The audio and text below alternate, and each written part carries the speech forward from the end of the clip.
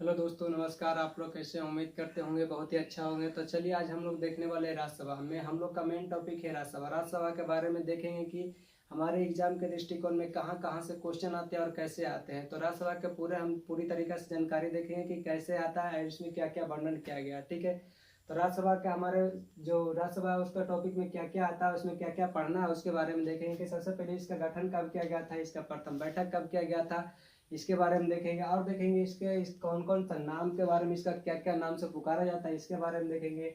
और देखेंगे कि राज्यसभा को योग्यता के बारे में कि राज्यसभा के सदस्य बनने के लिए इसमें योग्यता क्या क्या होना चाहिए। उसके बाद देखेंगे कार्यकाल, इसका राज्यसभा का कार्यकाल कितने वर्षों का होता है और कितना दिनों का होता है, इस सब के बारे में देखेंगे। उसके बाद राज्यसभा के सदस्य का महासचिव के बारे में देखेंगे। उसी प्रकार से शक्ति कार्य के बारे में देखेंगे। राज्यसभा के पदाधिकारी कौन कौन से होते हैं उसके बारे में देखेंगे। और आगे देखेंगे निर्वाचन, इसका राज्यसभा के सदस्य का निर्वाचन कैसे होता है। उसके बाद देखेंगे इसमें राज्यसभा सदस्यों की संख्या कितनी होती है और कौन सा राज्य में कितने होते हैं, उसके बारे में पूरी तरीके से जानकारी प्राप्त करेंगे। तो चलिए, हम ज़्यादा देरी टाइम ना लेते हुए डायरेक्ट अपने क्वेश्चन पे आते हैं। तो राज्यसभा का सर्वप्रथम हमारे भारतीय संविधान में राज्यसभा नहीं कहा जाता था, इसको काउंसिल ऑफ स्टेट नाम पहले था। ठीक है, उसके बाद में इसको अगस्त 1954 में इसको नाम बदल करके राज्यसभा किया गया। अब राज्यसभा के गठन की बात करेंगे तो राज्यसभा का गठन किया गया था 3 अप्रैल 1952 ईस्वी को किया गया था। ठीक है, उसके बाद में अगर प्रथम बैठक की बात करेंगे तो प्रथम बैठक किया गया था 13 मई 1952 को किया गया था। ठीक है, और राज्यसभा को हमारे भारतीय संविधान में किस आर्टिकल में चर्चा किया गया है, तो हमारे भारतीय संविधान में आर्टिकल 80 में किया गया राज्यसभा का चर्चा किया गया। ठीक है, अब इसको कौन कौन सा नाम से पुकारा जाता है इसके बारे में देखेंगे। तो राज्यसभा को सबसे पहले उच्च सदन के नाम से जाना जाता है। उसके बाद में इसको अस्थायी सदन के रूप में भी जाना जाता है और इसको बुजुर्गों का सदन भी कहा जाता है, इसे विद्वानों का सदन कहा जाता है और इसे राज्य का सदन भी कहा जाता है। तो राज्यसभा के अन्य नाम में हम लोग देखें, इसको हम एक बार रिकॉल करते हैं। जैसे कि इसको कहा जाता है उच्च सदन कहा जाता है, अस्थायी सदन कहा जाता है, बुजुर्गों का सदन कहा जाता है, विद्वानों का सदन कहा जाता है, राज्यों का सदन कहा जाता है। तो हम लोग इसका परिचय के रूप में देख लिए कि इसका क्या क्या नाम से पुकारा जाता है। अब हम इसको देखेंगे योग्यता के बारे में कि इसको राज्यसभा के सदस्य बनने के लिए क्या क्या योग्यता होना चाहिए। तो सबसे पहले हम योग्यता के भारतीय संविधान में इसका आर्टिकल 84 में किया गया है। राज्यसभा के सदस्य का योग्यता के वर्णन आर्टिकल 84 में किया गया और किसको में क्या क्या योग्यता होता है जो हम बारी बारी से देखेंगे। तो हम सबसे पहले कह सकते हैं कि यह भारत का पहले तो नागरिक होना चाहिए। ठीक है, उसके बाद में देखेंगे कि इसका उम्र 30 वर्ष पूरा हो जाना चाहिए, वह तभी वो राज्यसभा का सदस्य बन सकता है। ठीक है, उसके बाद में देखें वह किसी लाभ का पद पर ना हो। लाभ का पद पर कहने का मतलब वो किसी भी सरकारी कर्मचारी के रूप में नहीं आसीन हो। ठीक है, अगला देखेंगे कि वह दिवालियापन व पागलपन का शिकार ना हुआ हो। जैसे कि दिवालियापन कहने का मतलब है कि हमारे भारतीय राज्य से या किसी भी जगह से अपना धन लेकर के किसी दूसरे देश में चला गया और भारत सरकार की नज़र में ना आया हो, बार बार छुपता रहो, तो उसे दिवालियापन घोषित किया जाता है। ठीक है, अब देखेंगे हमारे राज्यसभा के सदस्य के योग्यता के लिए आरपीए जनप्रतिनिधि 1951 के अनुसार क्या क्या योग्यता होना चाहिए। ठीक है, तो ये विशेष रूप से ये सब जल्दी बताया नहीं जाता है, लेकिन फिर भी इसके बारे में देखेंगे क्योंकि यहाँ से भी क्वेश्चन कभी कभी आ जाता है। ठीक है, तो सबसे पहले देखेंगे कि आरपीए जनप्रतिनिधि 1951 के अनुसार कि यह 2 या 2 वर्षों से अधिक कारावास में नहीं वो सजा काट चुका हो। जैसे कि 2 या 2 से अधिक वर्ष वो जेल में नहीं रहा हो तो वो राज्यसभा का सदस्य नहीं बन सकता है। ठीक है, अगर किसी वह सदन का सदस्यता कभी भी रद्द कर दिया हो, जैसे कोई भी अगर लोकसभा का अगर सदस्य भी रहा हो, जैसे कि राज्यसभा का सदस्य या लोकसभा का सदस्य पहले रह चुका हो और उसका किसी कारणवश उसका सदस्यता रद्द कर दिया गया तो दोबारा नहीं बन सकता है। ठीक है, अगर वह जैसे अगला पॉइंट की बात करेंगे तो अगला पॉइंट वह रेप केस में कभी भी कारावास न गया हो। जैसे कि वह कोई रेपिड हो, जैसे कि कोई रेप के केस में अगर कोई भी सदस्य गया हो तो वो उसका सदस्य रद्द कर दिया जाता है। ठीक है, अगला पॉइंट देखेंगे कि वह दूसरे देश की नागरिकता नहीं किया हुआ, दूसरे देश की नागरिकता प्राप्त कर रहेगा तो वो राज्यसभा का सदस्य नहीं बन सकता है। ठीक है, अगला देखेंगे पॉइंट के रूप में तो यह हो जाएगा दहेज प्रथा या दास प्रथा के उत्पीड़न, मतलब कि वह दास प्रथा या दहेज प्रथा में वो किसी प्रकार का उत्पीड़न में केस मुकदमा में नहीं गया हो तो यह सब योग्यता में आएगा, जो कि आर्टिकल 84 में किया गया है और आरपीए जनप्रतिनिधि 1951 के अनुसार कहा गया। ठीक है, अब इसका देखेंगे कार्यकाल की राज्यसभा के सदस्य का कार्यकाल क्या है, कितने वर्ष का होता है। ठीक है, तो हमारे भारतीय संविधान में राज्यसभा का कार्यकाल आर्टिकल 83 में चर्चा किया गया है। ठीक है, और हर एक सदस्य का कार्यकाल 6 वर्ष का होता है, ठीक है। राज्यसभा का अगर पूछेगा यहाँ से क्वेश्चन कि राज्यसभा का कार्यकाल कितने वर्षों का होता है, तो राज्यसभा सदन का पूछेगा तो उसका कभी भंग नहीं किया जाता है, क्योंकि उसका कभी भी हर एक 2 वर्षों पर 1/3 मतलब प्रतिनिधि को फिर से चुनाव किया जाता है, ठीक है। तो इस सदस्य का 6 वर्ष का कार्यकाल होता है, लेकिन सदन का पूछेगा तो उसका कभी भी विघटन नहीं किया जाता, ठीक है। उसका 1/3 सदस्य प्रत्येक 2 वर्षों पर सेवानिवृत्त होते हैं, ठीक है। अब यहाँ पर यहाँ से सवाल उठेगा कि जब शुरुआत में 1952 में इसका जब चुनाव हुआ होगा तो कैसे हुआ होगा, 2 वर्षों पर 1/3 भाग कैसे सेवानिवृत्त होगा। तो हम यहाँ पर शुरुआत में कह सकते हैं कि कुछ प्रतिनिधि को 2 वर्ष का और कुछ प्रतिनिधियों को 4 वर्षों का शासनकाल रहा था। उसके वजह से यहाँ पर फिर 1960 से रेगुलर रूप से राज्यसभा का जो सदस्य है उसका 6 वर्षों का कार्यकाल चलना शुरू हो गया था, ठीक है। अब देखेंगे राज्यसभा का महासचिव इसका नियुक्ति कौन करता है, ठीक है। तो राज्यसभा का महासचिव का नियुक्ति राज्यसभा का सभापति करता है, ठीक है। राज्यसभा का महासचिव की नियुक्ति राज्यसभा के सभापति करता है, ठीक है। अब यहाँ से देखेंगे कि इसका शक्ति, राज्यसभा का शक्ति क्या क्या है और इसको क्या क्या, जैसे कि इसका शक्तियां में देखेंगे कि विधायी शक्तियां है ना, वित्तीय शक्तियां, कार्यकारिणी शक्तियां है ना, विशिष्ट शक्तियां, इस सब के बारे में देखेंगे, ठीक है। तो राज्यसभा का विधायी शक्तियां के रूप में कि यह विधायी शक्तियां या लोकसभा में से मिल करके विधि निर्माण करने या सहयोग करने में इसका शामिल होता है या हस्तक्षेप करता है, ठीक है। उसके बाद देखेंगे वित्तीय शक्तियां मतलब लोकसभा में अपेक्षा कम प्राप्त इसको शक्तियां प्राप्त हो। जैसे कि अगर लोकसभा और राज्यसभा के बीच में अगर देखेंगे तो लोकसभा को अधिक शक्तियां प्राप्त दिया गया और राज्यसभा को कम शक्तियां प्राप्त किया गया, ठीक है।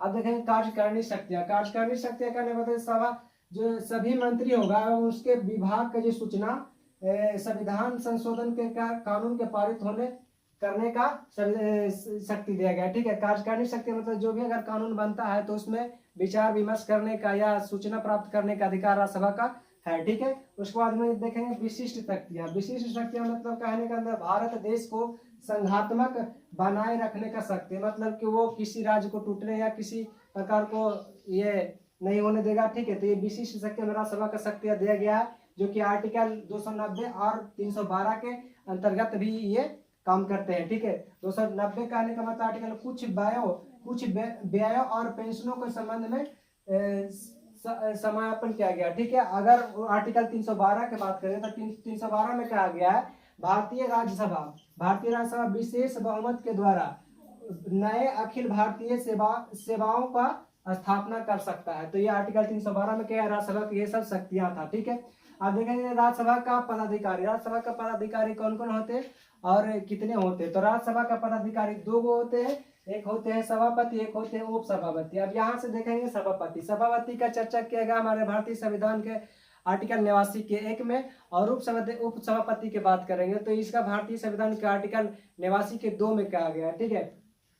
तो अब सभापति की बात करेंगे तो यह सभापति कौन होते हैं, तो हमारे भारतीय संविधान के सभापति होते हैं उपराष्ट्रपति होते हैं, ठीक है। जो उपराष्ट्रपति होते हैं वही राज्यसभा के सभापति होते हैं, ठीक है। यह सदन का अध्यक्ष होता है लेकिन ये सदस्य नहीं होता। अगर यहाँ से आपको पूछेगा कि जो उपराष्ट्रपति या उपराष्ट्रपति होते हैं जो राज्यसभा का सभापति होते हैं लेकिन सदस्य नहीं होते हैं, अगर इनका कार्यकाल पूछा जाए तो राज्यसभा का सभापति होता है उसका कार्यकाल 5 वर्ष का होता है, ठीक है। यहाँ पर मोस्ट इंपोर्टेंट क्वेश्चन है, आपको यहाँ से फंसा सकता है, ठीक है, कि आपको ये जो उपराष्ट्रपति होता है तो आप लोग जानते हैं कि 5 वर्ष का होता है, लेकिन यहाँ राज्यसभा का सभापति भी तो होता है उपराष्ट्रपति, तो यहाँ पर से राज्यसभा का हम लोग जानते हैं कि 6 वर्ष का होता है, लेकिन वहां पर जो होता है आपको 5 ही वर्ष का कार्यकाल होता है उप सभापति का, ठीक है। अगर यहाँ पर उप सभापति की बात करेंगे तो अगर यहाँ पर सभापति की बात करेंगे कि भारत के प्रथम सभापति कौन था, तो भारत का सर्वप्रथम सभापति कौन था, तो आप लोग जानते हैं कि भारत के प्रथम उपराष्ट्रपति कौन था, डॉक्टर सर्वपल्ली राधाकृष्णन। तो वही हो जाएंगे आपको कि भारत के प्रथम उप सभापति कौन थे, तो हो जाएगा डॉक्टर सर्वपल्ली राधाकृष्णन जी हो जाएगा, ठीक है। अब उस उप सभापति की बात करेंगे तो उप सभापति हो जाएंगे, इसका चर्चा किया गया भारतीय संविधान के आर्टिकल 89 के 2 में। इसका चुनाव राज्यसभा में से होता है, ठीक है। अगर इसका बात किया जाए उप सभापति का चुनाव किससे होता है, तो राज्यसभा के जो सदस्य होता है उसी को चुना जाता है, ठीक है। तो यहाँ से एक पॉइंट होगा। दूसरा पॉइंट में हम देखेंगे कि यह कार्यकाल इसका कितने वर्ष का होता है। इसका कार्यकाल होता है 6 वर्ष का।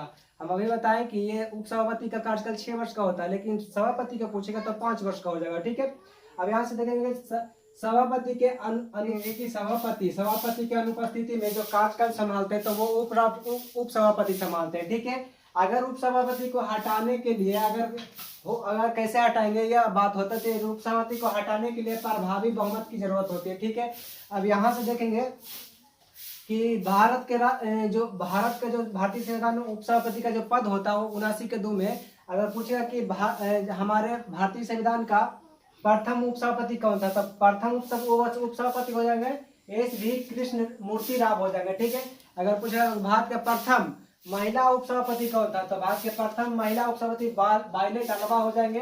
ठीक है, यहाँ से आपको और क्वेश्चन पूछ सकता है कि भारत का प्रथम उप सभापति आप प्लस में राष्ट्रपति दोनों बना हो जाएगा। ठीक है, उपराष्ट्रपति पहले उप सभापति होना चाहिए, उसके बाद राष्ट्रपति बनाए तो प्रतिभा देवसी पाटिल हो जाएंगे। ठीक है, अब यहाँ से देखेंगे कि राज्यसभा के निर्वाचन, राज्यसभा सदस्यों के निर्वाचन कैसे होता है ना, उसके बारे में चर्चा करेंगे। ठीक है, तो राज्यसभा का निर्वाचन होता है अप्रत्यक्ष रूप से। अप्रत्यक्ष रूप से कहने का मतलब जो चुने गए प्रतिनिधियों के द्वारा जो चुना जाता है उसे अप्रत्यक्ष चुनाव कहते हैं। तो उसी तरीके से चुना जाता है, और या इसको एकल संक्रमणीय अनुपातिक प्रतिनिधि द्वारा किया जाता है। ठीक है, अगर इसको बात किया तो एकल संक्रमणीय अनुपातिक प्रतिनिधि द्वारा किया जाता है निर्वाचन। ठीक है, अगला बात करेंगे इसका सदस्य संख्या। इसका सदस्य संख्या मतलब कि हमारे भारतीय संविधान में राज्यसभा सदस्यों की संख्या कुल कितनी है ना, उसके बारे में चर्चा करेंगे। तो हमें आगे देखेंगे कि मैक्सिमम की बात करेंगे तो हो जाएगा 250 सदस्य। ठीक है, 250, जिसमें से राज्य प्लस यूटी से 238 को और 12 को जो होता है मनोनीत किया जाता है। ठीक है,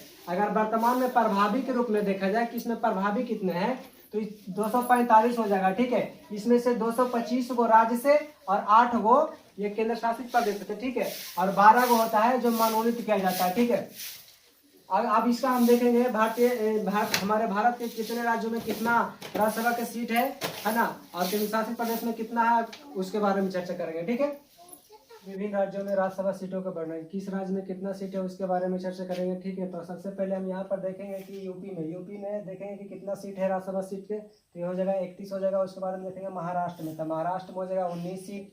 उसके बाद तमिलनाडु देखेंगे तो तमिलनाडु में हो जाएगा 18 सीट। उसके बाद बिहार और पश्चिम बंगाल की बात करेंगे तो दोनों में 16 हो जाएगा। ठीक है, तो यहाँ से याद रख सकते हैं कि बिहार और पश्चिम बंगाल में कितना सीट हो जाएगा, तो 16 सीट हो जाएगा। उसके बाद देखेंगे कि कर्नाटक में, तो कर्नाटक में कितना सीट हो जाएगा, तो कर्नाटक में 12 सीट हो जाएगा। ठीक है, उसके बाद आंध्र प्रदेश, महाराष्ट्र, आंध्र प्रदेश, मध्य प्रदेश और गुजरात, ये तीनों अगर राज्य में देखा जाए तो तीनों में 11 हो जाएगा। ठीक है, यानी कि आंध्र प्रदेश और मध्य प्रदेश और गुजरात में तीनों में राज्यसभा सीटों की संख्या हो जाएगी 11। उसके बाद में देखेंगे ओडिशा और राजस्थान में 10 वो हो जाएगा, यानी कि 10 सीट ओडिशा में और 10 सीट राजस्थान में राज्यसभा सीटों की संख्या हो जाएगा। ठीक है, उसके बाद में केरल की बात करें तो केरल में हो जाएगा 9 सीट। ठीक है, उसके बाद में पंजाब और असम और